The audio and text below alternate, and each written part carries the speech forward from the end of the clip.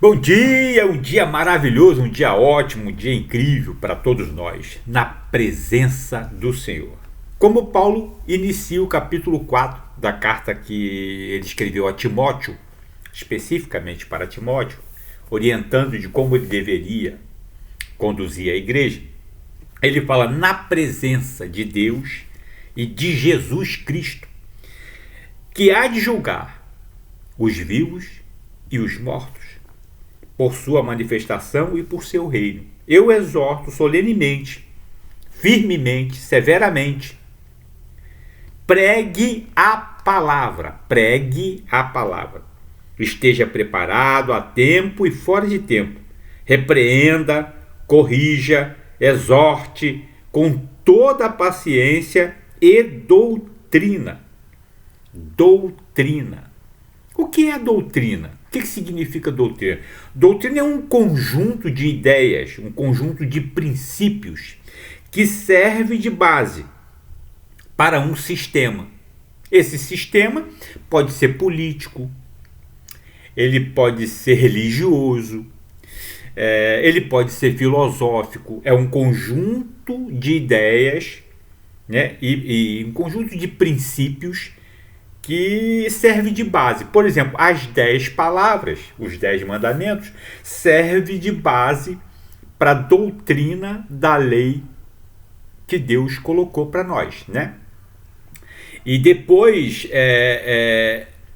nós temos toda uma diversificação, um acréscimo, observações dentro deste princípio, desta doutrina. Paulo está explicando para Timóteo. E qual é o contexto dessa carta? O que estava acontecendo há mais de 2000 anos atrás, quando a igreja se expandiu? Entraram falsos mestres e estavam deturpando a doutrina. Aí Paulo vai falar: pois virá o tempo em que não suportarão a sã doutrina. A sã doutrina: não matar, não roubar, não adulterar, não dar falso testemunho, não cobiçar a mulher do próximo, as coisas do próximo, né? E as pessoas hoje em dia não estão suportando isso. Não estão suportando. Nem na igreja de Roma, nem na igreja de Corinto, nem na igreja de Gálatas. Por exemplo, Paulo escreve assim aos coríntios, né? Ele fala assim, ó: vocês não sabem que os perversos não herdarão o reino de Deus? Não se deixem enganar. Nem imorais, nem idólatras, nem adúlteros, nem homossexuais, passivos ou ativos, nem ladrões, nem avarentos, nem alcoólatras, nem caluniadores, nem trapaceiros herdarão o reino de Deus. Porque está fora da sã doutrina. Ele, no capítulo 3, falou para Timóteo assim: toda a escritura é inspirada por Deus. A Bíblia, toda a palavra é inspirada por Deus e útil para o ensino, para a repreensão, para a correção e para a instrução na justiça. É justo você adulterar? Você é casado, ter filho e adulterar? É justo você ter relações homem com homem? Que se fosse assim em toda a humanidade terminaria, acabaria. É justo? É justo você ser um pedófilo, pegar uma criança que ainda não tem discernimentos e você conduzir ela para um caminho tão deplorável?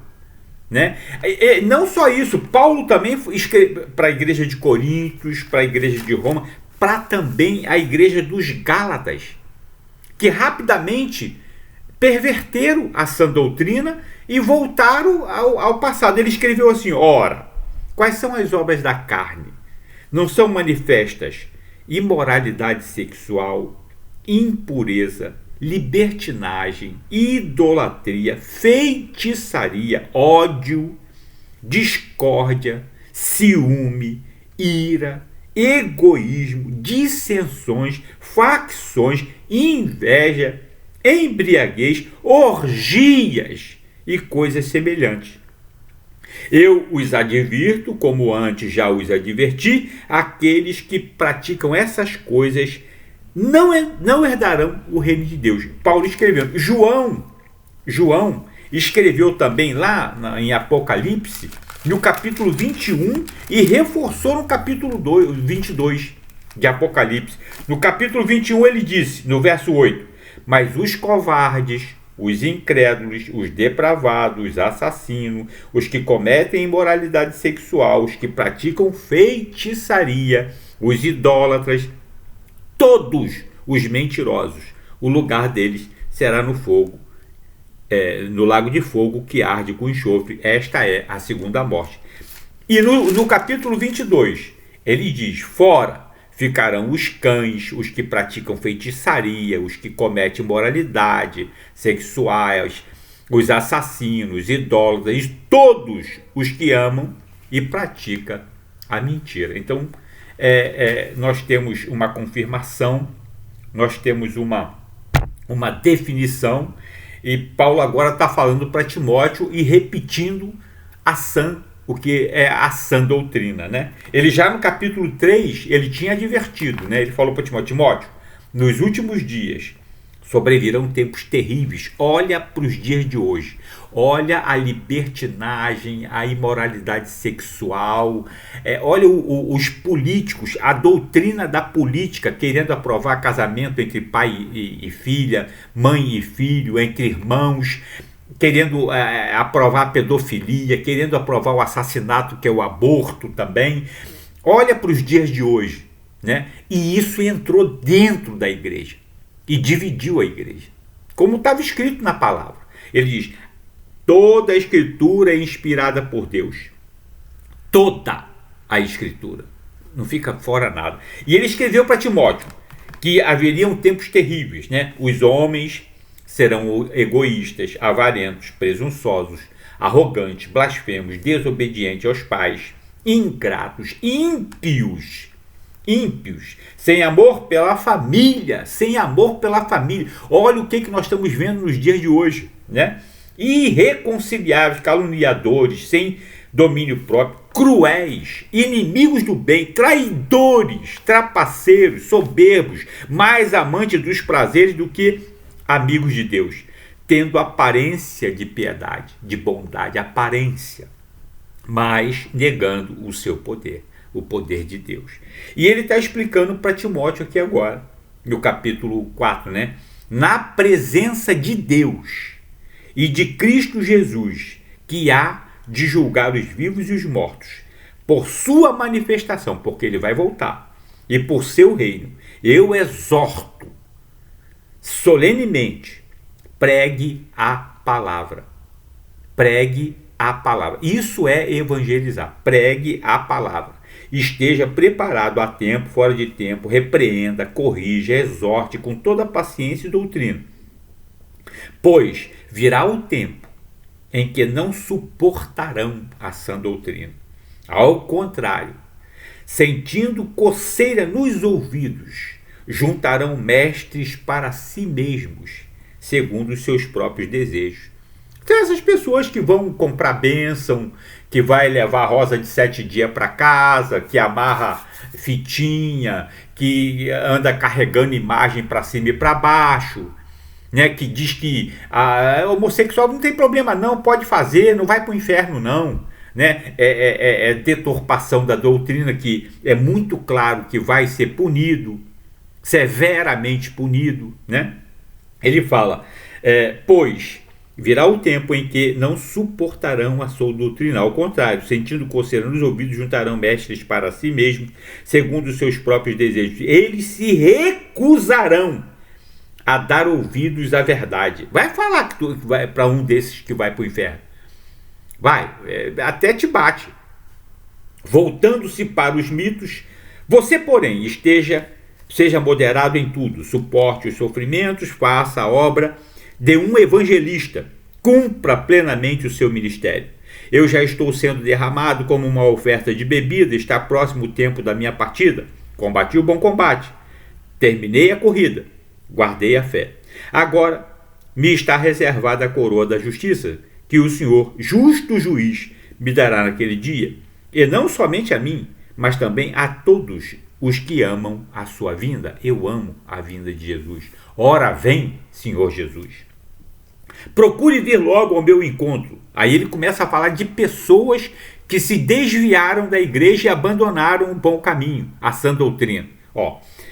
Vi logo ao meu encontro, pois Demas, lembra do Demas? O Demas, amando este mundo, abandonou-me e foi para Tessalônica. Crescente foi para a Galácia e Tito para a Dalmácia. Só Lucas está comigo. Traga Marcos com você, porque ele me é útil para o ministério. Enviei Tíquico a Éfeso. Quando você vier, traga a capa que deixei na casa de Capo. Em e os meus livros, especialmente os pergaminhos. Alexandre, lembra do Alexandre, o ferreiro, aquele ferreiro? O Alexandre o ferreiro causou-me muitos males. O Senhor lhe dará a retribuição pelo que fez. Previna-se contra ele, porque se opôs fortemente às nossas palavras. Na minha primeira defesa, ninguém apareceu para me apoiar. Paulo está se sentindo abandonado, né? Triste, está preso, né? Todos me abandonaram, que isso não lhe seja cobrado, mas o Senhor permaneceu ao meu lado e me deu forças para que por mim a mensagem fosse plenamente proclamada a todos os gentios. Você e eu hoje estamos ouvindo a palavra, porque Paulo fez e cumpriu o ministério dele. Ao vice, eu fui libertado da boca do leão. O Senhor me livrará de toda obra maligna e me levará a salvo para o seu reino celestial. Esse é o nosso alvo. Nós devemos viver com esse objetivo, viver eternamente. Então andar no caminho, não se desviar. A Ele, a Deus, a honra, a glória para todos sempre. Amém. Saudações finais. Saudações a Priscila e Áquila e à casa de Onesíforo. Erasto permaneceu em Corinto, mas deixei Trófimo doente em Mileto. Procure vir antes do inverno. Eubulo, Prudente, Lino, Cláudia e todos os irmãos enviam-lhe saudações. O Senhor seja com o seu espírito, a graça seja com você. Terminamos, então, as instruções que Paulo deu a Timóteo. Nós vamos amanhã começar a carta que ele escreveu especificamente para Tito. Caríssimos, a minha esposa hoje não vai fazer o apelo, eu farei. Nós estamos aqui na presença do Senhor. Se você está sendo tocado no seu íntimo, se você tem vergonha do Evangelho, de se batizar, porque as pessoas, o que vão falar de você, não sinta não. Eu já senti isso numa época, eu recriminava muito o Evangelho. Por que batizar? Eu perguntava, para que me batizar? Eu me batizei com quase 46, 47 anos. Eu dizia, eu já fui batizado na igreja católica. Eu era católico. Aí o católico também é espírita, tem católico espírita praticante. E eu era devoto de São Sebastião, eu ia na procissão, botava fitinha.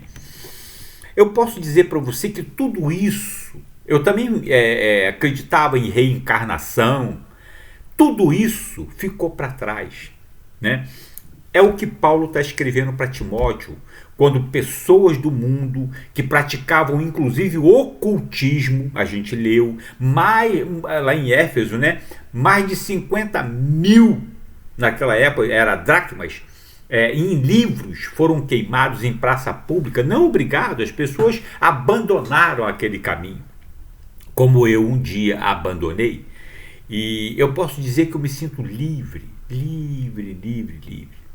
Não sou preso a nada disso. Minha vida é agora, aqui, reencarnação. Até por uma questão de inteligência. Por quê?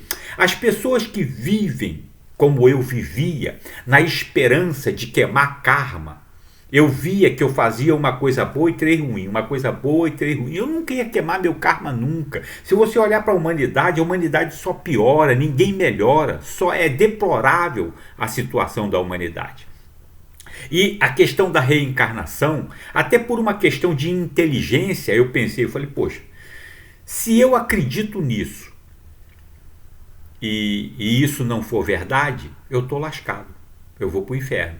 Porque se você morrer acreditando que você vai reencarnar numa vida futura para melhorar, e se isso não for verdade, você vai para o inferno. E se você não acreditar no inferno, você vai para o inferno do mesmo jeito, acreditando ou não. Porque independente de você, até o ateu, independente do ateu, Deus existe. Se o ateu acredita ou não acredita em Deus, não faz diferença nenhuma. Não faz diferença nenhuma, Deus continua existindo. Se você acredita no inferno ou não acredita, não faz diferença nenhuma, você vai para o inferno do mesmo jeito. As pessoas que querem praticar todo tipo de imoralidade, elas querem dar a si próprias uma satisfação interna. Né? Eu vou fazer, a vida é minha, porque ela não tem noção do que é o inferno. Né? Até eu também não tenho. Então, por uma questão de inteligência, eu falei, poxa, porque se eu escolher Deus e eu tiver errado, e a reencarnação for uma realidade, então eu vou reencarnar, não vai me fazer mal nenhum. Mas se não for, eu não tenho mais chance. Então eu pensei, eu falei, até por uma questão de inteligência, escolher Deus é muito melhor. É muito melhor. E também por quê? Porque você vai deixar de fazer um monte de coisa ruim para si próprio, né? Não vai se corromper, não vai roubar, não vai matar. Isso é muito bom. Fazer o bem, fazer as coisas certas, fazer o que é correto é muito bom. Você anda de cabeça erguida. Você não tem preocupações. O que podem inventar contra você são mentiras e calúnias. Né? Eu vejo isso muito. O Bolsonaro é perfeito? Não. Mas por que ninguém consegue acusar ele? Porque ele anda de cabeça erguida. Né? E tomara a Deus que ele não se desvie. Conhecereis a verdade, e a verdade vos libertará. E ele assim está protegido, abençoado, e vai fazendo, e continua fazendo. Não importa, se tiver que morrer, morre. Né? Porque você anda de cabeça erguida, você é livre, é liberto, tua consciência está livre, tá? Você não está aprisionado. Olha o STF com o rabo preso, olha o Senado está esculachado, o Senado está esculachado. Aqueles senadores não são nada, são uns inúteis, não tem nem capacidade para julgar, e ele é o lugar certo para julgar o Supremo. Mas eles estão tão sujos, tão corruptos, tão cheios de corrupção, que eles não têm moral para julgar o STF. Não importa o povo que se dane. Nós vemos isso na Bíblia o tempo todo. Os falsos profetas e o rei todo sujo lá com os falsos profetas. E a gente vê isso o tempo todo. Então, andar limpo, de cabeça erguida, como Paulo fala aqui, para praticar a palavra, né? Ser um verdadeiro, não fugir da palavra, ser um verdadeiro evangelista. Então, se você que está sendo tocado pelas verdades da Bíblia e quer se batizar, procura uma igreja. Mas antes de você se batizar, olha para a igreja e examina a igreja. Se aquela igreja é uma igreja decente para que você se batize, olha o comportamento do pastor. Examine, você não é obrigado a ir para a igreja e se batizar, não. Você pode ir lá, ficar olhando, observar, dar o seu dízimo. Olha como o seu dízimo é empregado. Se o seu dízimo é empregado em boas obras, ou se ele é empregado em corrupção, em desvio, em obras ruins, né? E se batiza. Cumpra este mandamento, né? Você crê em Deus? Você crê? Aquele que crê, né? E se você não crê, você não será salvo. Não adianta você se batizar achando que o batismo vai te salvar, porque o batismo não vai te salvar. O batismo é uma confissão pública para que todo mundo saiba que você é cristão. Lá na China, eles estão perseguindo um cristão. Quem é cristão? Aquele que confessa publicamente que é cristão está sendo morto. Se tiver que morrer por Cristo, morre.